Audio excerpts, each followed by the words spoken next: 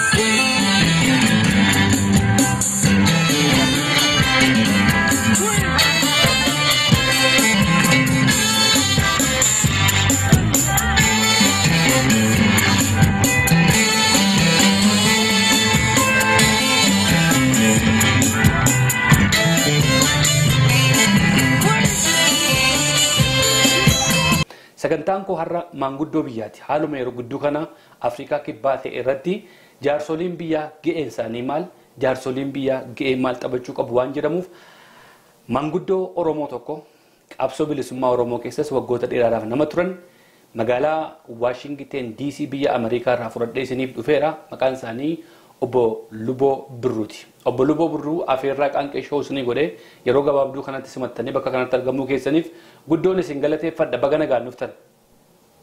Baga nagaan na simattee ultima guddaan qabaa asirratti dhiyaatee waa'ee rakkoo keenyaatii fi hamma beekutti barnoota kennuudhaaf ulfaadhu sin jedha. Hayyee galatooma seenaa keessan irraa amma tokko qoqqoradheen ture namoota baay'ee gaggaafadhee ambaasaaderas akka ambaasaaddarummaattis hojjechaa turtanii manguddummaa keessas Maccaaf Tuulamaa keessattis hojii baay'ee hojjettanii qabsoo bilisummaa Oromoo keessattis yeroo dheeraadhaa fi obbo Baaroo Faatii wajjin turtan dhageera. Mee obbo Luboon eenyudha? Mee daawwattoota qaanqee shawuu qeerroo isin hin beekneef dargaggoota isin hin beeknee fi wal barumsaaf akka taatu gaa seenaan keessan dheeraadha amma kana fixuu hin dandeenyu gabaabduudhuma seemee akkasiin wal bartaniin isin afeera. Gabaabduutti gaa ilma Oromoo tokkooti nama baadiyyaatti guddatee qonnan beekaa akka biyyaatitti biyya na guddisee beekuma koo warruma biyya kooti irraa kanan dhaale malee mataafa baay'ee dubbiseeti miti. Kanani warra kootirraa dhaale arqallee taanaan kan dhimma itti baanu sirna gadaatti akka aadaa gadaatti kanan guddadhe keechattis qooda fudhadhe abbootiin irraas dhagayeera isumaanan qoramee guddadhe ani akkuma erga silaa jettee shaggaritti ergan galee Maccaa Tuulamni erga dhaabbatee achi keechattis qooda fudhadhee tan ture. Haa ta'u malee Maccaa Tuulamaa manguddoonni qabamnaan hammi xiqqoon tokko warri ijoolleen yuunivarsiitii keechaa walitti qabamuu qabanii anaanis wal quunnamanii bifa saniinii waan baay'ee hojjennee irraa amma seenaa san keessa seenuu hin barbaannu waan baay'eedha kan goone oduma qabsoo kanarra jiruun biyya keessatti hojjechuu dadhabnaan maaliif na qabaniit booda nan hiikamee jarri akkuma na duuba jiran waan beekameef achitti hojjechuu waanan hin dandeenyeef biyyaa bahee biyya alaatti hojjechuu narra ture. Biyya alaa ergamee tan biyyan dhaquu biyya kana ture asii waanan eechuma qabu Siisee Ibsaa kan jedhamu isaan bakkee naa qopheechinan dhufan jedhee inni naaf qopheechee biyya kanan dhufee dhufnaan ogummaa sanuu odoon buliin odoon ooliin kanarra biyya alaatti bahee kana yeroo mataa duraatii fi tokkummaa Oromoo kan jedhamu biyya Ameerikaanitti calqabnee kun bara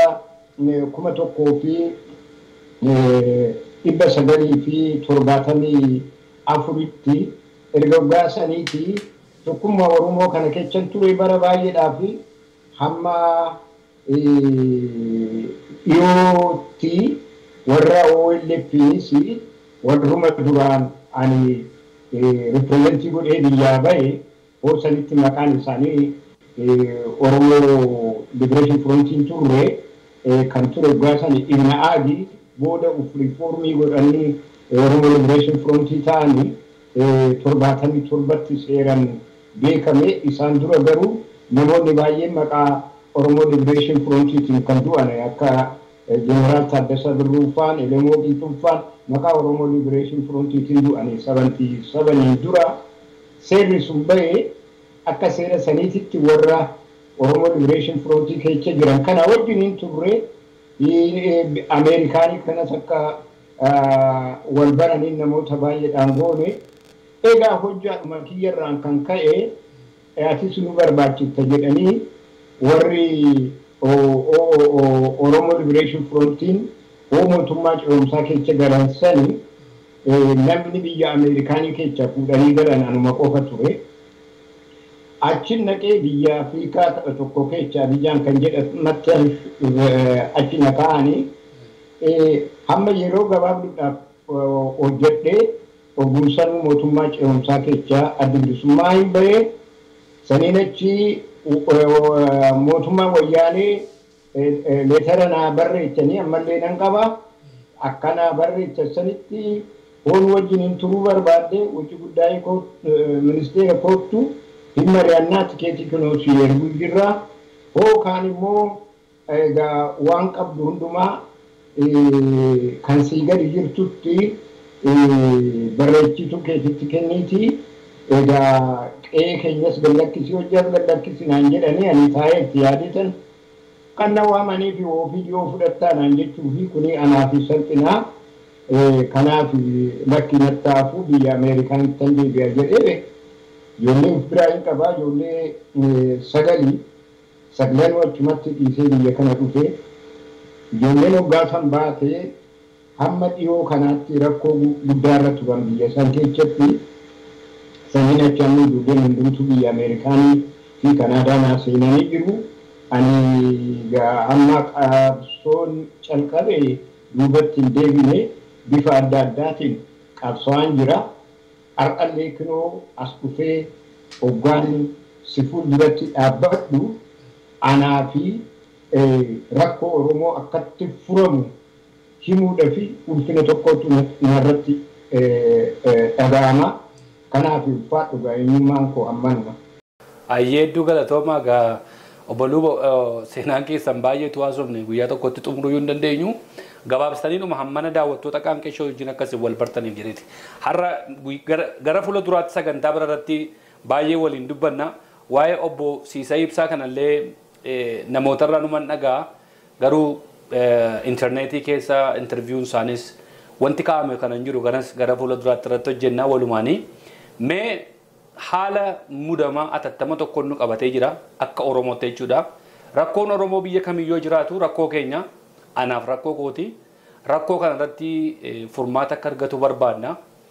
Gidduu kana wanta Afrikaa kibbaatti ta'e dhageessaniittu Oromootu Oromoo ajjeese. Kun immoo unuma jiraata. Hawaasa keessas unuma jira. Akkaataa itti du'uutu wal caala. Akkaataa itti du'antu nama gaddisiisa malee abbaan manaan haadha manaa yommuu ajjeesu obboleessi yommuu obboleessa ajjeesu jira. Rakkoon akkasii kun hawaasa keessatti gaafa uumamu maanguddoon akka keessanii maanguddoon Oromoo ga'een isaanii maal wanta kana qabbaneessuu irratti? Dhugaadha. Kuni akkuma ati jette Oromoo keessatti yeroo baay'eedha kan ta'aa jiru wanni akkanaa kuni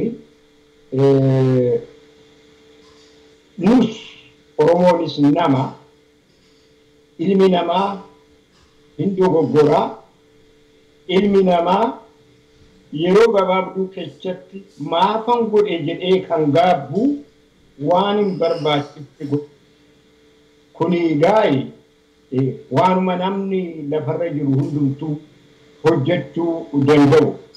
Kanaaf Oromoonis akka namaatitti nu keessaa nama dafee aaruu qaba, nama dafee ufii hin qabne qaba, dubbiin haa dabartu jedhee kan biran dabarree qaba. Oromoonis karaa ofiitiin namoota akkasii waan qabanii Oromoo adda addaatti jira akkitti jiraatan. Egaa kana keessatti akkas mammaaka tokkotu jira. Soddaa ofii ajjeesuun farra guddaa. Mammaakni sun maal jedhaa? Ani harkaa dogoggore soddaa koo dogongore jaalattu dhadhaan dafi jibbitu funuun bayi jedhe. Egaa wanni kun seenaan isaa dheeraadha. Akka hin callifne abbaa ijoollee ishiiti kan kana hojjetu. Akka obboleecha ishiitiin tumsine obboleecha ishii kan wajjin hin jiraattu. Akkasitti niitiin tun rakkoo keessa jirti. Hiikaa isaa keessa seenu boodallee akka Oromootti akka aadaa Oromootitti hiikkatanii jiru. Egaa Oromoon seenaa Oromoo keessatti akka gadaan nu dhaametti biitti addunyaa tun nama ajjeese ajjeechadhaan haajaa ba'u. Mootummaan hundumtuu kan lafarra jiru akkasitti ba'u. Garuu Oromoon hoggaa kuma baay'eedhaan dura dhiiga Oromoo tokko kan dogoggoraan galaafatame kan galaafatame dhiiga san ajjeesuudhaan kan biraa baafachuun yeroo tokkotti nama lama dhabuudha. Oromoo lama dhabu. Kan biraa karamiin lama dhabuurra warra jalaa du'es quubsadhaan yaada quubsaa godhanii kan sanis lubbuu isaa oolchuun akkam gochuu wayya jedhanii gadaarratti kan baasan seera gumaa. Oromoo oggaa ajjeese seeran araarama. Seerri kuni akkamitti hoo isa ijaan argan hin aaru firoonni isaa gosni isaa hin aaru akkanumatti nagaa'umaan daboo tokko keessatti arguun namni du'ee bakka awwaalatti arguun bakka amantiitti arguun jarreen kana hin aarsa gosa san isaanis uf qabuu dadhabanii lolli kan biraa dhufuu hin danda'a. Akkasitti kan ajjeechan biraa uumama. Kuni namicha ajjeese duwwadhaa odoo hin ta'in gosa lamaan jidduuttuu dhibee guddaa waan fidee qorichi isaa gumaadhaan araaramu. Gumaadhaan oggaa araaraman utuma dhiisanii mana taa'aniitii miti kan araaraman. Duraan dursee namichi ajjeese beekamuutu isarra jira. Jaarsoliin gubbaa maqaa namicha maqaan badee san hojjaa badaa hojjate jedhame san jaarsoliin akka inni hookan harka keechaa qabu hookan ufumaa hojjatu amansiisuutu isaanirra jira. Fudhachuutu isarra jira. Honni fudhachuu baate abbaan isaatii somaan godhan gumaadhaan baa dhiigan baa kuni sirrii akkan taane namni hundumtuu aadaa keenyarraa hin beekna. Kanaaf nama sanii ati gooteetta hin goone yoo jedhe ati bira turte eeyyee hoggaa jedhe hoggaa bira turte san kana faamaan godhin kana faamaan godhin lubbuu nama kanaa akkan baane akkan duune gochuudhafi ati maal irratti qooda kan qabda akkan duune moo dhaabbatteetuma laalta hookan immoo atuutumsaadha hoo callifteefi kana maaliif hin godhin jedhanii gaafatu. Hoo inni kana hundumaa godhee humnaan dadhabee ko'ummaan itti dhageechee isas bira darbee nama biraati irratti utaalee kan ajjeesu taate oggaasan inni seeran sarbama. Sarbamni isaa xinnoo hin salphata. Ufii oggaa keessatti qooda fudhate sarbamni isaa hin jabaataa jecha. Namni bifa akkasiitiin lubbuu namaa baasee hoo innumti kan lubbuu baase ta'e innumti kan lubbuu baase oggaa ta'e isarratti gosni isaa akkuma jiranii firoota isaa jechuudha. Ammallee gosa kan jedhamu waan babal'atee fi firoonni isaa aanteen isaa maal godhuu itti muru. Hamni kun karaa ofiitiin warra namni jalaa du'ee san warra firaa bira dhaqanii warra namni jalaa du'ee san bira dhaqanii achitti ciibsaa jalatti akka loonitti jilbiiffatanii saniin achi sangaa fardaa luugama kaanii kormaa qotiyoo luugama afaan kaanii kallachaa fi caaccuu inni caaccuu baatee kan abbaatti ooluuf haati caaccuu baattee inni kallacha baatee jaarsolii biraa dabalatanii nama 9 ta'anii kadhatu jara kana. Jara kana kadhatu egaa yeroon isaa dheeradha gabaabaadhaan fituu fi kanarratti wannoon isaa dheeradha. Kanaaf maal godhuu egaa wanna kanaa gumaadhaan araaramuudha fi jarri tolee jedhu. Seera kennaa fi nama tokko namicha nama beekantu ajjeese nama beeku. Nama biyyaati ilmoodha Oromoodha sanyii tokko dhiiga tokko isaan walitti darbee wal ajjeese kanaafi hin araaramnaa jedhu. Kan laalanii kan du'ee fi kan ajjeese fi warra isa mataa dura dhalfatan duwwaa odoon ta'ini gosaa fi gosa walitti bu'a. Daboo wajjiniin oolu gosa kana ajjeese oggaa jedhame jibbatu uumama. nama baay'eetu sababa kanaan namatti mul'atu malee nama baay'ee akka kiloo dhiiga facaafamee sanitti hundumaatu tuqa. Ishii san qulqulleechuutu isaanirra jira. Gosnis nagaa horachuutu isarra jira. Kanaaf nama ajjeese kanaaf si itti gaafatamaan hoo ajjeesus baatee wajjiniin jiraata. Ati itti gaafatamaa uummata kee gosa keetirra deebi gumaa gaafadhu jedhuun gumaa hamma ta'e muraniiru isa deemee inni mataa isaatiin gaafata. Gumaa gaafata.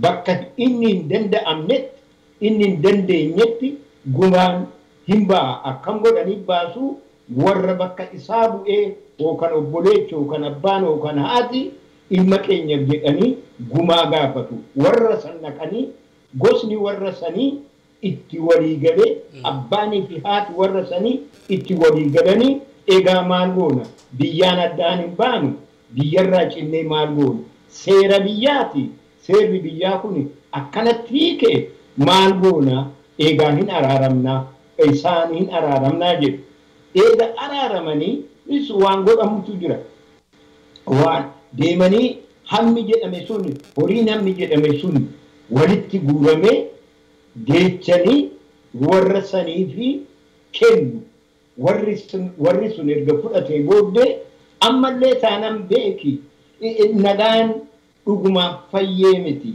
maalinni seera irra kaa'u namichi nama ajjeese kun yookaan gurbaan qooda keechaa fudhate olillee fuudhee ajjeesuu odoon ta'in eeboodhaan waraanuu odoon ta'in gurbaan bira dhaabbatee afaan isaa qabate kun innumtuu isa argamtu roonni dhaaru kanaaf yeroo dhabe oggaa hamma kanaa fuula isaanii dura dhaabbachuun irra jira gabaatoo arge dheechuu qaba bakka tokkotti bakka amantiittoo arge dheechuu qaba dheechuu jechaan akka isaaniin agarre ta'uu qaba ija baasee ittiin deemu namni illee abbaanii fi haati isaallee oggaa du'an halkan naqee boo'ee deebi'a malee awwaala abbaa fi haadha isaan naqu kanagaa sarbuun kanaani kan sarbamu namarraa kutanii biyya namaa jedhuungaa gosa biraa keessatti deemee jiraachuu danda'a. Gosa nama biyya biraa keessatti ani kanan beeku warra baay'eedha kan akkanatti sanuu tasa kan ajjeese beektaa xiyyitii waluma qawweedhaan taphatanuu nama bakka biraa jiru xiyyitii sun itti buutee nama ajjeefte. Haa ta'u malee namicha biyyaa baasee jechaan gosuma keessaa bahee bakka biraatitti ijaarratee jiraata. Jarri sunis hin beeku hamma oggaa 40 hin deebi'u 40 guutuutu isarra jira. Kan bira dhaabbatee wajjiniin odoo laalu odoon dhoowwin odoo waa tokko hin ta'in uttuma dhiise immoo oggaa 8 itti wanni jedhu itti murteessu. Kanaan addaan baasu kan ajjeesee du'a itti wanni jedhani itti faradanii akka jiraatu godhu ilmoon isaa sababa isaatiin ilmoon isaa biyyaan ba'a. Haati warraasaa fedhu hin fudhataa achitti guddatu fedhu asumatti hafu ilmoo jara saniitti jedhanii ijoolleenis ijaan tuudhani. Namichi biyyaa bahe biyya jaalatu warra jaalatu qe'ee jaalatu ardaa jaalatu obboleewwan jaalatu biraa baheera kanumagaa kan isaa sarbamni hamma jireenya isaa oggaa 40 firarraa citee hafuu namatti odoon mul'atiin gosa sakkeechatti dhokatee jiraachuun kan kana caale maali du'aa gadii miti haa ta'u garuu lubbuun isaa jiraatu jedhu akkasitti kan gumaa baasan hoo keessa seenamee hoo kan barruudhaan odoo dhiyaate wanni baay'een achi keessatti gaa riituwaal kan jedhamutu jira waan qalamutu jira bitaa mirgaan karasiis dhufee karaa isaatii dhufee karaa kanaas dhufee sangaan barbaachisu tumaanichi barbaachisu qaramee achi jalatti laga bu'anii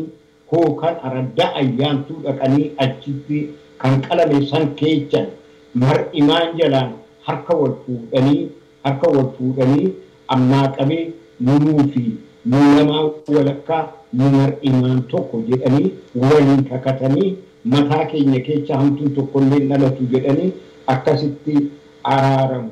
Garuu gosni nama sanii yookaan firoottan nama sanii inni nama ajjeese odoo qabu odoo qabaateet illee kophaasaa baasuu danda'e hin ta'u. Akkuma isatti dhaga'amee hamma taate gosatti waan dhaga'amuufi hunduu qooda keessaa fudhachuu qabu horii baasuutu isaanirra jira. Horii ani maaltu na galchee kan jedhamu hin ta'u hamma itti murame sun sallagamee mataa mataatti hammam akka baasan ta'uutu isarra jira akkasitti araaramu. Amma dubbiin keenya rakkoo amma Afrikaa keessatti ta'e kan. Rakkoo Afrikaa keessatti ta'e hundi keenya du'a obboleessa keenya qooda fudhanneera. Nullee hafuuran duuneerra, yaadan duuneerra, maaloo jarana yaa waaqa. Waan baay'een odoo nurra ga'u immoo du'a sodaannee biyya alagaa teenyee achitti immoo wal nyaannaa jennee hundi keenyaa boonyeera. Obboleechi keenya kan du'u hammuma fe'ee haa ballee hammuma fe'ee haa ta'u gurumaan dhaga'uu jibbine kan biyya keessa yommuu hanqate kunoo ganama galgala uumamu fitu gurumaan dhaga'uu jibbine.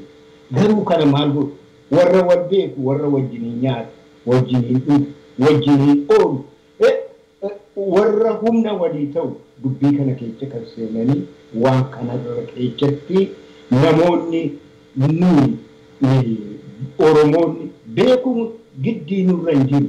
Oromoonni kana keessatti involvii ta'a.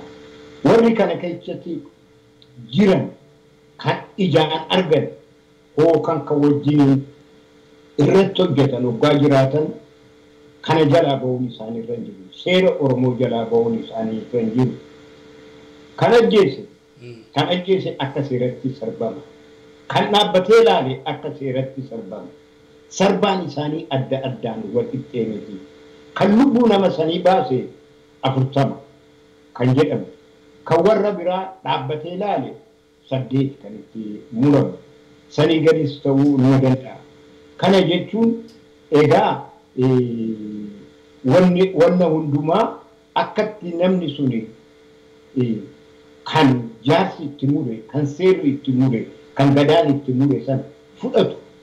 Naf fudhadha waanuma jettan, waanuma isinatti murtan naf fudhadha jedhee gammachuudhaan fudhatee waan ajajame hundumaa hojjaarra ogaa oolchee hojjaarra oolchuu isaa sunuu ija gaariidhaan akka ilaalamu ta'a.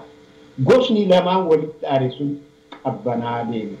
Beeku waggaa 40 keessatti hin badasirumaa wanni sun mataa namaa keessa. Namichumti dhufuu dargaggeessa waggaa 20 waggaa ta'e 40 booda 60 ta'ee raawwatee dhufa. Warrumti biyyaatu sirriitti beekan isa jedhanii agarsiisu. Ani nama beekutti beekan akkasitti warra isaatti booda deebi'e.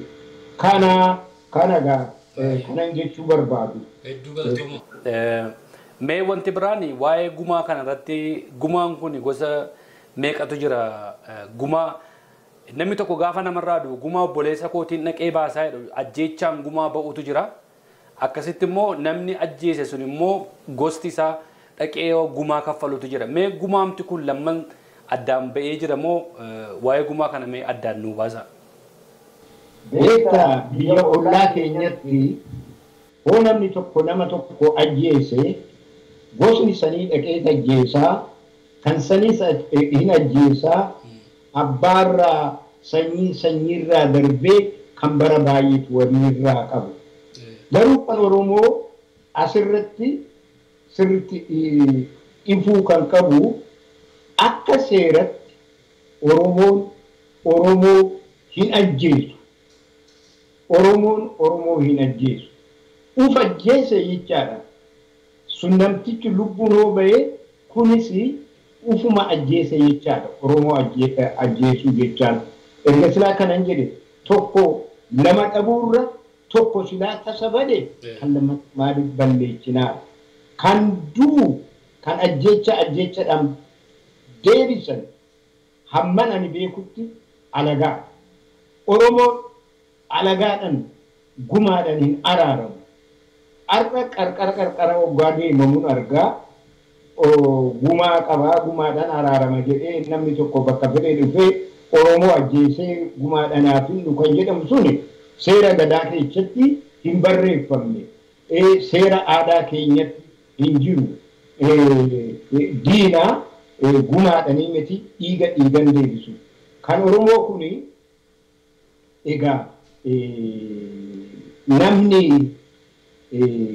akkaataan itti ajjeeses sababa isaa qaba. Namni machaa'ee uf qabuu dadhabee nama ajjeesee fi namni immoo itti yaadee kan waan tanaan dura garaadhaa qabu tokko gaaf tokko irratti advaanteejii fudhatee ajjeese kunillee hin laalama. Kuni akkatti gumaasan hoggaa baasan baasiisan irratti lakkii kun akkasii jedhanii raawwatanii kan muran. Warri dhaabbatee laale yookaan warri wajjiniin ture warri tumsaa dhaqe hundumtuu gamma qabu. Gammi qaban suni hundumti isaaniitu hamma sarbamantu jira. Sarbamni kun hunduma isaaniitu hin tuqa garuu akkitti sarbaman wal caala. Kanaafi namni kanarratti na tuqa jedhu kan amma Afrikaa keessatti hojjetame kana ani achan ture dhuguma achan ture garuu ani hin ajjeefne ani ajjechaa kana waraansa san keessaa harka irraan qabu ijaan argee jira. Egaa kan na hanqate kana gochuu narra ture du'a nama kanaa oolchuudhaaf kana gochuu narra ture kana gochuu dhiisuu kootifi ani balleechadha jedhee fudhata. Hoo dhiyaatus ani nama kana arge ijaan arge hoo ta'us arge kan godhe sabbaa ta'e nan beeka arge haa ta'u maleedha ani gaan hojjanne waan sun akkan taanee fi waan gaan hojjanne narratti hin argamne kanaaf ani balleechadha waan natti murtanii na fudhadhaa kan jedhu kan dhugumaan firatti biyyatti kara lechittuu beeke. Namni nama ajjeese gosa isaatiinis nagaan qabu. Kana duratti fidee jedhu. Dubartii waliin heerumtu amma dhugumaan bahutti dhiirri deemee dubartii gosa sanii keessaa waa tokko fidu. Abboo maal natti fidde kuni nu waliin fuunu bee warra akkasiiti warra waliin jedhamtu jira. Kuni maalinni sirnaan gumaa sun waan hin baanefi. Namni tokko balleechaan isaa hunduma tuqa. Karaa lachuu tuqa. Kanaafi namni fuullee dhumatti itti bahee waan kanarratti ajjechaa uume inni gumaadhaan araarama kaan immoo bira turee jaarsoliitu addaan baasaa hammam akkam gochuutu isarra jira jedhee isaanis akkasuma araara barbaachisa warra abbaa bira jiru tokkos ta'u kudhanis ta'anii warra bira jiranii akkasitti kan araaraman kan araarratti maqaa gosooti jedhanii isaan kan bade silaa bade maqaa gosa isaaniiti sanyii koo nan jaaladha firoota koo nan jaaladha erga jedhe kan warri sunis akkasumatti kan ofii jaalatu kanaaf jarree lamaan walitti araaramu deemuu jira karaa deemuu jira nagaa namni tokko gaafa sitti dabde gaafa natti dabde dhufee suuta jedhee raawwatee na waraanuun isarra hin jiru hoogumaadhaan kan araaramne taate kana hundumtuu namni wajjiniin jiraachuu qaba. Aadaan keenya guddaan kan biyya addunyaa oduun qabaatiin kan qabnu har'allee biitti baay'een bakka kana kan hin gahin jiru biyyuma Ameerikaanii kanallee bakka tokkotti na hedduu galatoomaa obbo Luboo. Egaa sagantaadhuma gabaabduu qopheessine har'a waa'eedhuma dhimma Afrikaa kibbaa waan nu yaaddeessee fi lammiidhuma keenya gidduutti waan ta'eef achi gara Afrikaa kibbaatti illee bilbilee maanguddoota achi jiran hawaasa achi dubbisuu yaaleen ture.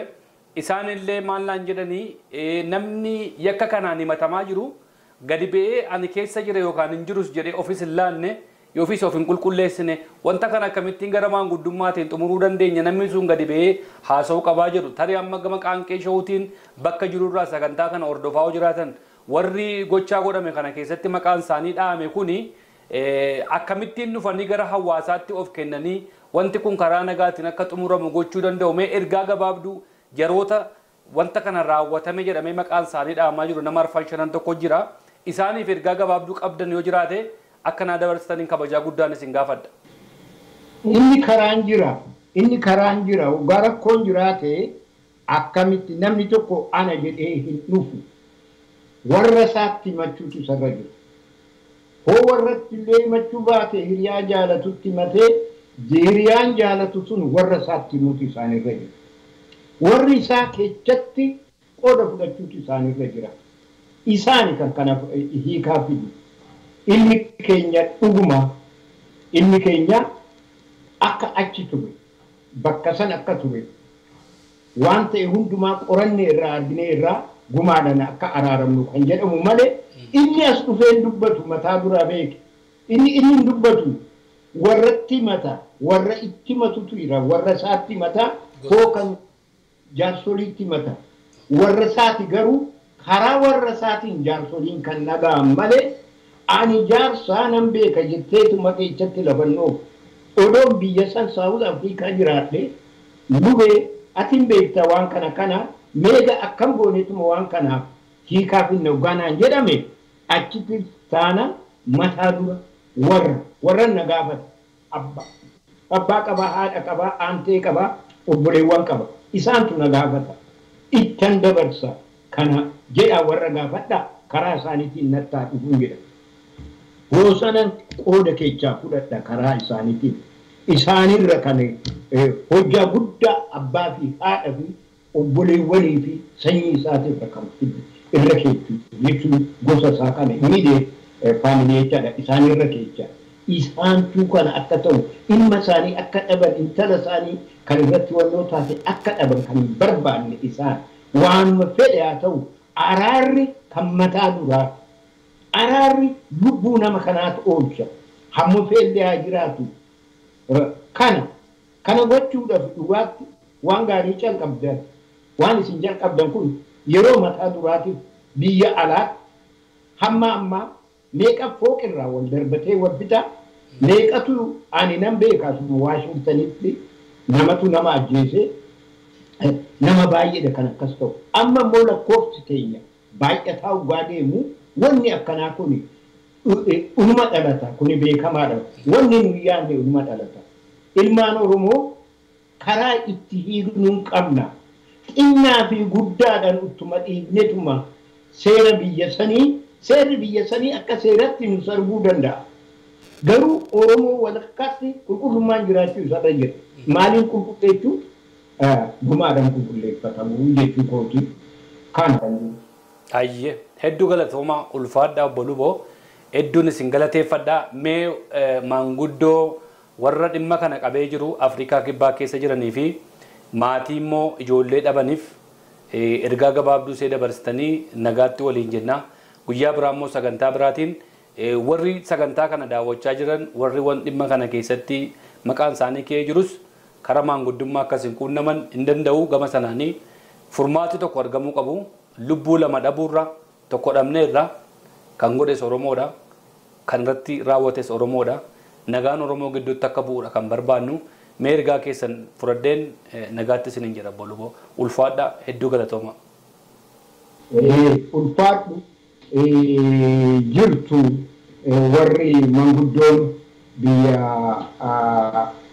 dubbiin farri kun itti hojjetame jirtu yaa jarana isin warra biyyaa ba'e isini warra waan kana beektani hadaraa iddoo kara tokkoon godina odoon beekin kara tokko gortanii kara tokko dubinaa kuni aadaa Oromooti miti hundee dubbii burqaa ishii qoradha keessattuu warri jaarsolii erga qorattanii beektanii namallee baay'isuu miti mataa dura dubbii tana hundee isaa erga laaltanii booddee karaadhuma ittiin warra biyyaallee gaafattan kanan ani jedhe nama tokko namni biraatis kan itti daddabalamu oggaa jiraate akkas godhaati jarreen kana nu qabbaneecha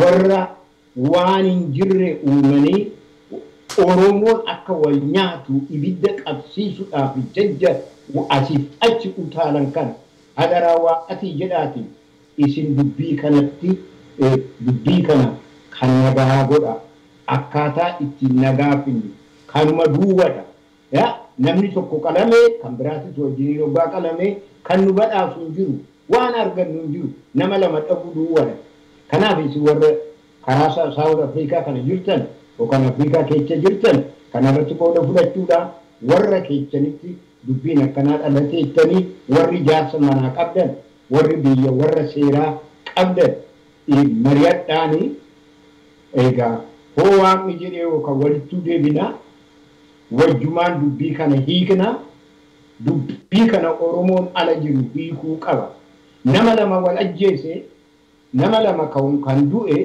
lubbuu baate san hiikuu dadhabnaan akkanumaan biyya alaa teenyaa jechaadha kanaaf hamma dandeenyetti iddoo qabnu nu kan namni uumati nu jaarsoliidha nagaa warra uumu maleedha abbaa fedhe haa ta'u kan kana godhe kanaaf karaa biraa hin laalina yaada biraa hin laalina ebelutu ebelu ajjeesee hin laalina kan namichaasiititu namichaasii akkas godhee kan jedhamu hin laalina garaa waaqa isaa wal jaalatanii tokko ta'anii wajjin hin turan seexana walakkaa isaanii seenee akkas isaan godhe maleedha kanaaf kanaan hin laalina warra wal jaalatu borullee walitti deebi'u akka lammataa walitti hin deebine hunduma keenya garanuu nu madeechina garaan keenya madaa'e adaraa keessa warri jaarsolii isintu bira jira isin nu caalaa ijaan adiitu nu caalaa gurraan dhageechu waan barbaachisaa ta'e daddafaa dubbii kana